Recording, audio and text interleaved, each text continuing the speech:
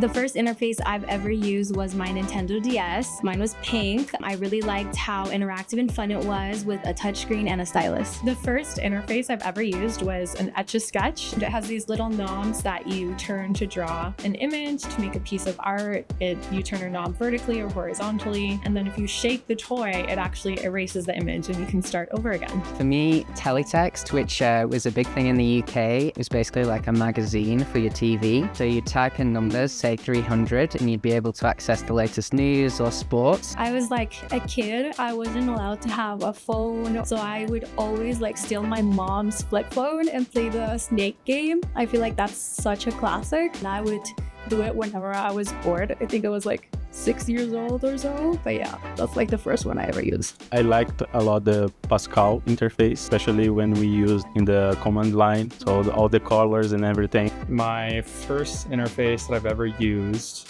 is probably Nintendo's DS Lite, which I was gifted when I was probably 5 years old, way back in 2006 or 7. It was great. Yeah, I played a ton of video games on it. It was really formative. I'll always remember it.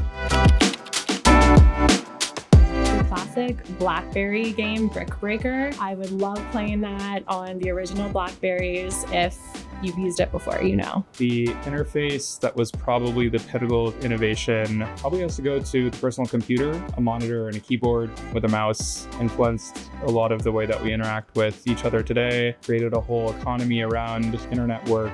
Yeah, it's just timeless. Honestly, the iPhone for me, I feel like it changed the way everyone saw technology and interacted with it. All the ways that we were able to interact with the apps, everything was kind of central to one device, and it really changed the way that everything was touch first as well. For me, it was definitely Google, just to be able to have such a powerful tool that help you like pretty much look up anything, just be able to like get all that information. It makes your life so easier. Revolutionary. Yeah.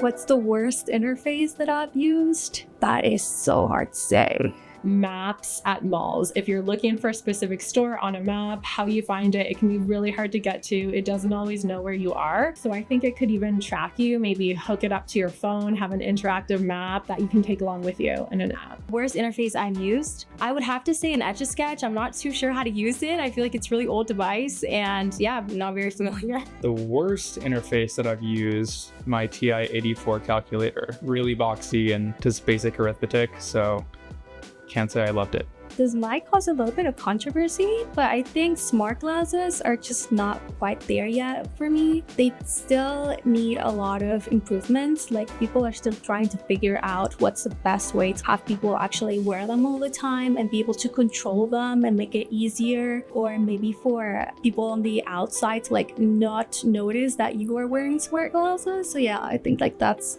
still in the works.